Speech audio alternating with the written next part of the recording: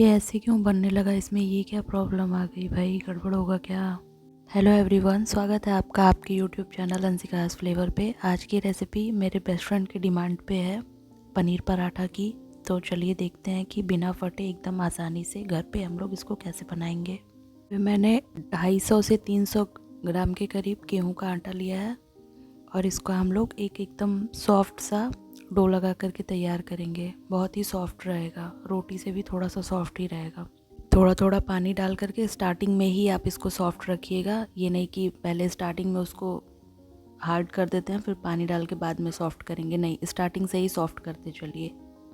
ये इसलिए कि आटा हमारा जैसा हमको चाहिए वैसा मिलेगा और पराठा फटे ना, एकदम अच्छे से बने, बीच में भी फिलिंग पूरा बराबर फैले। इसका ये ट्रिक है कि स्टार्टिंग से ही आटा आप सॉफ्ट रखें। आटे को रखते हैं साइड में, चलिए फिलिंग तैयार करते हैं। यहाँ पे मैंने 150 ग्राम पनीर को ग्रेट करके ले लिया। आप चाहिए तो हाथ से इसको क्रम्बल करके भी ले सकते हैं, लेकिन इवन होना चाहिए, नहीं तो फटेगा पराठा में जब हम लोग रोल करेंगे। तो बस इस चीज़ का आप लोग ध्यान रखिएगा, बाकी ठीक है। आप ग्रेट भी कर लीजिए, क्रम्बल भी कर लीजिए। अब यहाँ पे ग्रेट किए हुए पनीर में हम लोग 2 मीडियम साइज़ की प्याज है, जितना बारीक हो सके चॉप कर लीजिएगा। 2 हरी मिर्च, धनिया की पत्ती थोड़ा ज़्यादा रखिएगा। और यहाँ पे अजवाइन लिया है और ये थोड़ा सा आधा चम्मच के करीब चाट मसाला लिया है। और यहाँ पे भुना कुटा हुआ जीरा, वो भी आधा चम्मच ही लिया है।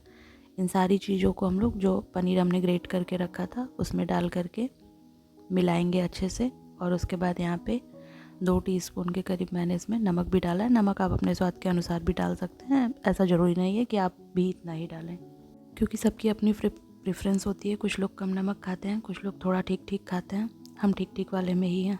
यहाँ पे फिलिंग तैयार हो गई है। अब जो हमने आटा डो लगा करके स्टार्टिंग में ही रखा था ना, अब हम लोग उसका छोटा छोटा लोई बना लेंगे। और ये देखिए ऐसे कटोरी जैसा बनाते हुए जो पनीर की फिलिंग है हम लोग इसमें फिल कर लेंगे। कटोरी जो है वो थोड़ी आप गहरी बनाइएगा, ताकि जो हमारी स्टफिंग है वो उसमें अच्छे से भरे।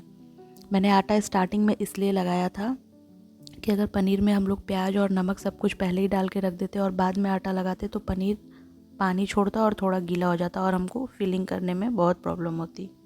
और आटा पहले लगाने से एक फ़ायदा ये भी हुआ कि आटे को भी रेस्ट मिल गया।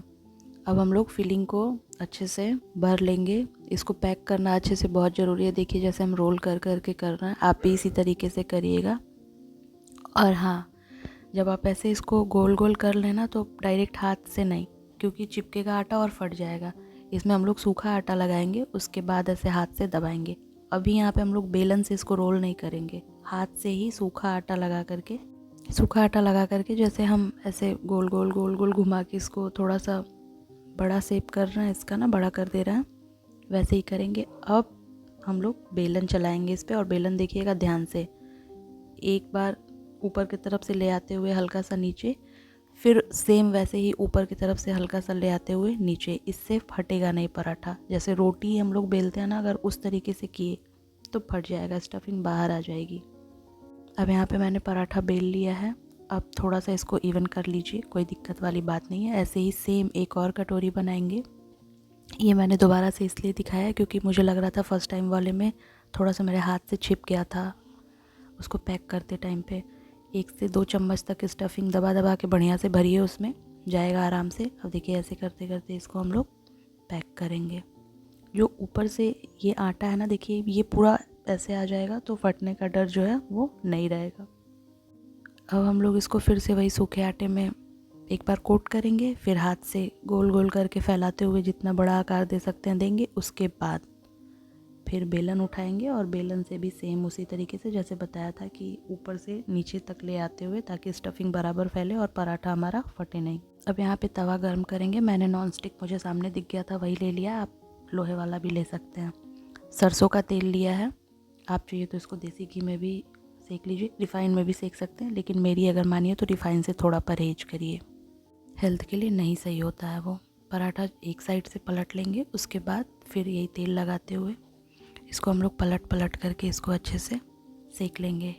और पराठे की एक खासियत होती है, उसको दबा दबा के सेकना होता है, तो इस चीज़ का ध्यान रखेंगे हम लोग। हल्का सा प्रेस कर करके जिससे कि वो फूले और स्टफिंग फैले, नहीं तो बीच में ना एकदम सारी चीज़ें साइड साइड चली जाती हैं और बीच में सिर्फ आटा बचता है। वैसा पराठा खाने में अच्छा नहीं लगता है। यहाँ पे देखिए दूसरा पराठा भी हम दिखा रहे हैं। उसमें मुझे फ्लेम जो है स्लो लग रही थी, इसमें हाई फ्लेम पे मैंने इसको किया है। आप भी हाई फ्लेम पे करिएगा। अगर एकदम सॉफ्ट पराठा चाहिए तो सेक लेने के बाद भी अगर सॉफ्ट ही रहे वैसा चाहिए अगर तो हाई फ्लेम पे ही करिएगा। मीडियम हाई कर सकते हैं अगर आपको लगे कि कच्चा रह जाएगा तो।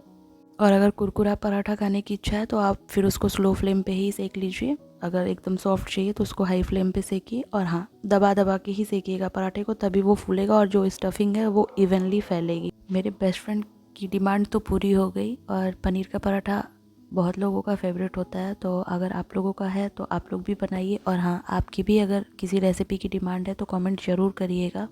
वीडियो पसंद आए तो एक लाइक करना मत भूलिएगा। तब तक के लिए बाय बाय एवरीवन।